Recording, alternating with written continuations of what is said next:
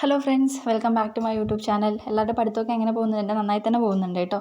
അപ്പോൾ നമ്മുടെ ഫസ്റ്റത്തെ ക്ലാസ് നമ്മൾ അപ്ലോഡ് ചെയ്ത് കഴിഞ്ഞിട്ടുണ്ട്. അറൈവൽ ഓഫ് യൂറോപ്യൻസ് നമ്മൾ ചെയ്ത് കഴിഞ്ഞിട്ടുണ്ട്. അപ്പോൾ അതിൻ്റെ പരമായിട്ടുള്ള കുറച്ച് കാര്യങ്ങളൊക്കെ ഞാൻ നിങ്ങളായിട്ട് ഷെയർ ചെയ്തിട്ടുണ്ട്, ചോദിച്ചിട്ടുണ്ട്.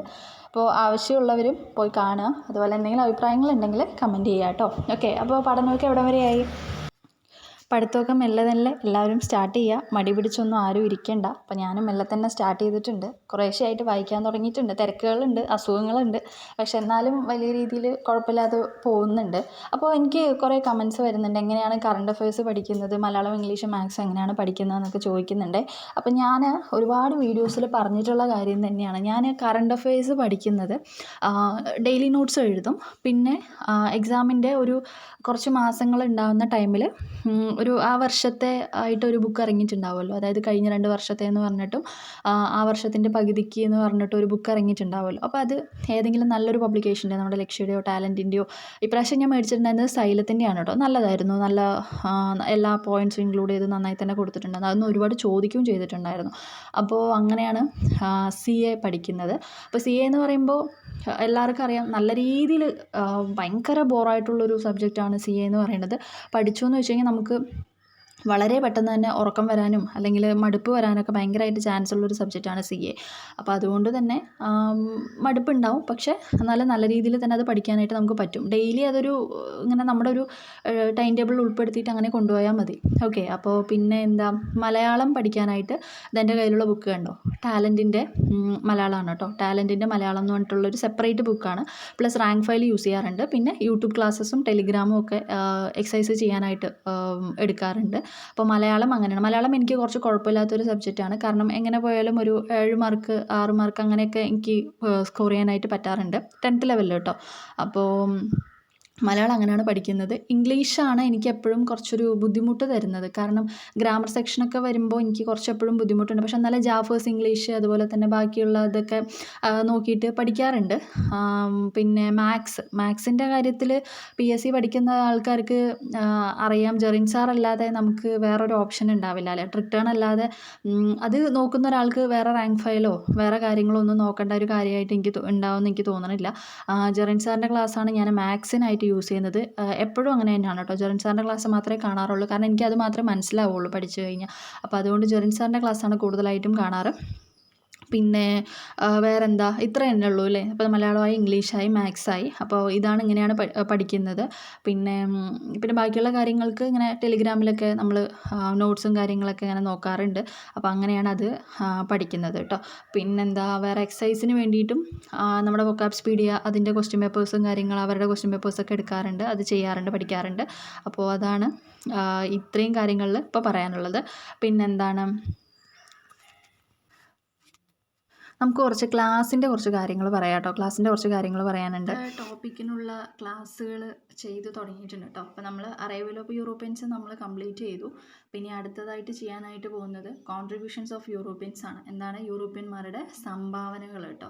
അപ്പോൾ ജസ്റ്റ് സ്റ്റാർട്ട് ചെയ്തിട്ടേ ഉള്ളൂ. ഒരു 2-3 ഡേയ്സിൻ്റെ ഉള്ളിൽ എന്തായാലും ക്ലാസ് ഇട്ട് തരാം. അപ്പോൾ ഞാൻ പറഞ്ഞിട്ടുണ്ടായിരുന്നില്ലേ, നമ്മുടെ പോയിൻറ്റ്സ് ആയിട്ട് വേണോ അതോ ജസ്റ്റ് അങ്ങനെ ഇട്ടതിന് ശേഷം ജസ്റ്റ് നമ്മളിങ്ങനെ അടയാളപ്പെടുത്തിയിട്ട് പോയാൽ മതിയോ എന്ന് ചോദിച്ചപ്പോൾ 2 അഭിപ്രായമാണ് പറഞ്ഞത്. കുറച്ച് പേര് പറയുന്നുണ്ട് അതുപോലെ മതി എന്ന് പറയുന്നുണ്ട്. പിന്നെ ബാക്കിയുള്ളവർ പോയിൻറ്റ്സ് ആയിട്ട് മതി എന്ന് പറയുന്നുണ്ട്. അപ്പോൾ ഈ പോയിൻറ്റ്സ് ആയിട്ട് തരുന്നതുകൊണ്ട് പ്രശ്നമില്ല. പക്ഷേ ഞാനൊരു കാര്യം പറയട്ടെ, നമുക്കിപ്പോൾ സ്റ്റേറ്റ്മെൻറ്റ് ടൈപ്പ് അല്ലേ ക്വസ്റ്റ്യൻസ് വരുന്നത്. അപ്പോൾ നമ്മൾ ആ ബുക്കിൽ എന്താണോ ഉള്ളത് അത് കറക്റ്റായിട്ട് വായിച്ച് തന്നെ പോകണം. അല്ലാതെ ജസ്റ്റ് നമ്മൾ ഈ പോയിൻറ്റ്സ് ആയിട്ട് പഠിക്കുന്ന ടൈമിലുണ്ടല്ലോ, നമ്മൾ സ്റ്റേറ്റ്മെൻറ്റ് ടൈപ്പ് ക്വസ്റ്റ്യൻസ് വരുന്ന സമയത്ത് നമുക്ക് നല്ല രീതിയിൽ കൺഫ്യൂഷൻ ആവും. കൺഫ്യൂഷൻ മാത്രമല്ല, നമുക്ക് ചിലപ്പോൾ അത് നമ്മൾ വിചാരിച്ച രീതിയിൽ നല്ലതുപോലെ എഴുതാൻ പറ്റിയെന്നുള്ളത് വരില്ല.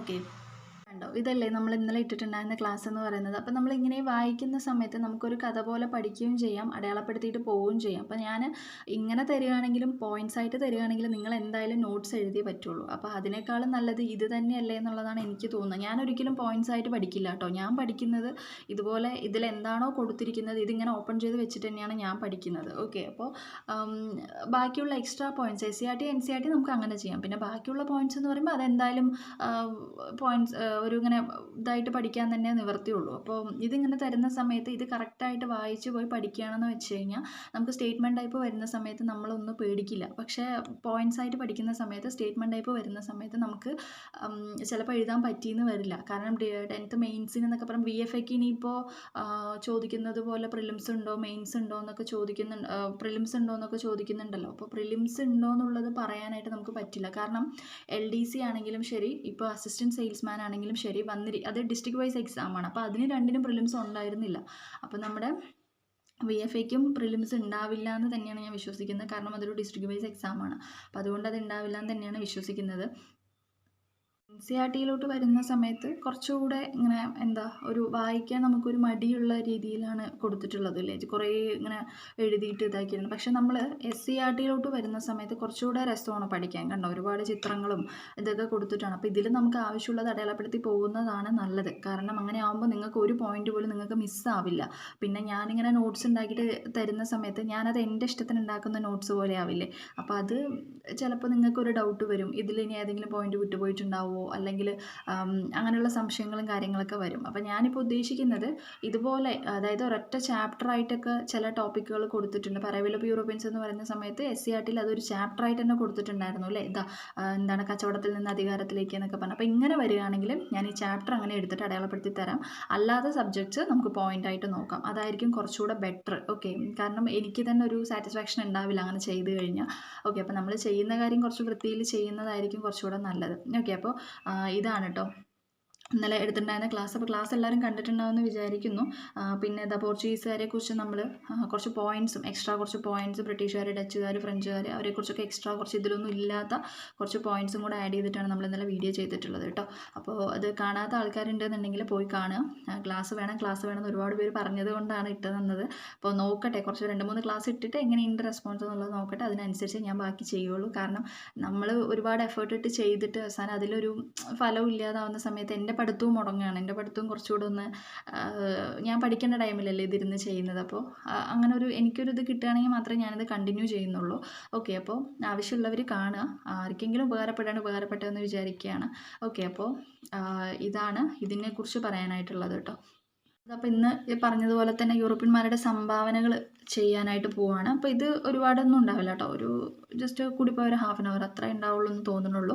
അപ്പോൾ ഇത് 2-3 ഡേയ്സിൻ്റെ ഉള്ളിൽ നമ്മൾക്ക് അപ്ലോഡ് ചെയ്യാനായിട്ട് പറ്റും. അപ്പോൾ ഞാൻ പറഞ്ഞതുപോലെ ആദ്യത്തെ ടോപ്പിക്കായിട്ട് നമ്മൾ തന്നിട്ടുണ്ടായിരുന്നത് അറൈവൽ ഓഫ് യൂറോപ്യൻസും അതുപോലെ തന്നെ പദപരിചയമായിരുന്നു തന്നിട്ടുണ്ടായിരുന്നത്. നല്ല രീതിയിൽ നോക്കും, മാക്സിമം 2 days എടുത്താൽ മതി.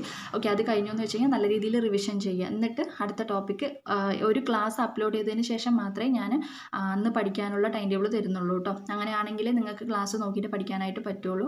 ഇതെല്ലാം പഠിച്ച് കഴിഞ്ഞതിന് ശേഷം നിങ്ങളുടെ കയ്യിലുള്ള റാങ്ക് ഫയൽ ഏതാണോ അതും നിങ്ങൾ നോക്കണം. ഓക്കെ, കയ്യിലുള്ള റാങ്ക് ഫയലിൽ ഈ കൊടുത്തിരിക്കുന്ന ടോപ്പിക് ഏതാണെന്നുള്ളത് മനസ്സിലാക്കി അതും നിങ്ങൾ നോക്കണം. ഓക്കെ, പിന്നെ നിങ്ങൾക്ക് എക്സ്ട്രാ പോയിൻറ്റ്സ് എവിടെയെങ്കിലും അവൈലബിൾ ആവുന്നുണ്ടെങ്കിൽ അതും നിങ്ങൾക്ക് നോക്കാവുന്നതാണ്. ഇത് നമ്മുടെ ഈ PSC ബുള്ളറ്റിൻ ഉണ്ടല്ലോ, അത് ഞാൻ വേണമെങ്കിൽ വീഡിയോ ആയിട്ട് ചെയ്തു തരാം കേട്ടോ. PSC ബുള്ളറ്റിൻ ഇറങ്ങുന്നത് വേണമെങ്കിൽ ഞാൻ വീഡിയോ ആയിട്ട് ചെയ്തു തരാം. അതിലാകുമ്പോൾ കുറച്ചുകൂടെ നല്ലതായിട്ട് ഉണ്ടാവും. കാരണം അവർ തന്നെ ഇറക്കുന്നതല്ലേ, അപ്പോൾ അതുകൊണ്ട് കുറച്ചുകൂടെ നല്ലതായിട്ടുണ്ടാവും. അപ്പോൾ ഞാൻ അതിൽ കിട്ടുകയാണെന്നുണ്ടെങ്കിൽ ജസ്റ്റ് അതും കൂടെ ഒന്ന് ഷെയർ ചെയ്തിട്ട് തരാം കേട്ടോ. ഇതാണ് ഞാൻ പറഞ്ഞിട്ടുണ്ടായിരുന്ന മലയാളം ടാലൻറ്റിൻ്റെ ആണ് കേട്ടോ. അത് വാങ്ങിച്ചിട്ട് കുറച്ചായി, പക്ഷെ അതെനിക്ക് ഭയങ്കര യൂസ്ഫുള്ളായിട്ട് തോന്നിയിട്ടുണ്ട്. കാരണം ഇതിൽ എല്ലാം കൊടുത്തിട്ടുണ്ട്, ഈ സാഹിത്യം അങ്ങനെയുള്ളത്, പിന്നെ മാതൃകാ ചോദ്യങ്ങൾ, അതുപോലെ പ്രീവിയസ് ക്വസ്റ്റ്യൻസ്, ഇതുണ്ടോ ഓരോ റൈറ്റേഴ്സിൻ്റെ കാര്യങ്ങൾ, അങ്ങനെ കുറച്ച് മേടിച്ചിട്ട് കുറച്ചായി. പക്ഷെ അത് അത്യാവശ്യം നല്ല രീതിയിൽ യൂസ്ഫുള്ളാണ് കേട്ടോ, നല്ല രീതിയിൽ തന്നെ അത് യൂസ്ഫുള്ളാണ്. പിന്നെന്താ, ഇതുണ്ടോ എല്ലാം ഉണ്ട്, ഓരോരുത്തരുടെ ആത്മകഥകൾ, അവരുടെ ബുക്സ്, അങ്ങനെയൊക്കെ ആയിട്ട് എല്ലാം തന്നെ നല്ല രീതിക്ക് ഓരോരോ കൃതികൾ, കഥാപാത്രങ്ങൾ അങ്ങനെ കൊടുത്തിട്ടുണ്ട്. അപ്പോൾ ഇത് അത്യാവശ്യം യൂസ്ഫുള്ളാണ്, നല്ല രീതിയിൽ തന്നെ നമുക്ക് പഠിക്കാനായിട്ട് പറ്റും. അപ്പോൾ ഞാൻ ഇത് തന്നെയാണ് എല്ലാ പരീക്ഷകൾക്കും മലയാളത്തിനായിട്ട് യൂസ് ചെയ്യുന്ന ബുക്കുകളിൽ ഒരെണ്ണം. ഓക്കെ, പിന്നെ ഇത് പള്ളിക്കൂടം PSCയുടെ പഴയതാണ് കേട്ടോ, പഴയ ടെക്സ്റ്റ് ബുക്കിൻ്റെ പള്ളിക്കൂടത്തിൻ്റെ. പുതിയത് മേടിച്ചിട്ടില്ല, മേടിക്കണം. അപ്പോൾ ഇന്ന് ഇത്രേ പറയാനുള്ളൂ. അപ്പോൾ ക്ലാസ്സുകൾ ആവശ്യമുള്ളവർ കാണുക. എന്തെങ്കിലും സജഷൻസ് ഉണ്ടെങ്കിൽ ജസ്റ്റ് ഒന്ന് കമൻറ്റ് ചെയ്യുക. ആവശ്യമുള്ള ആൾക്കാർക്ക് ഷെയർ ചെയ്യുക കേട്ടോ. താങ്ക്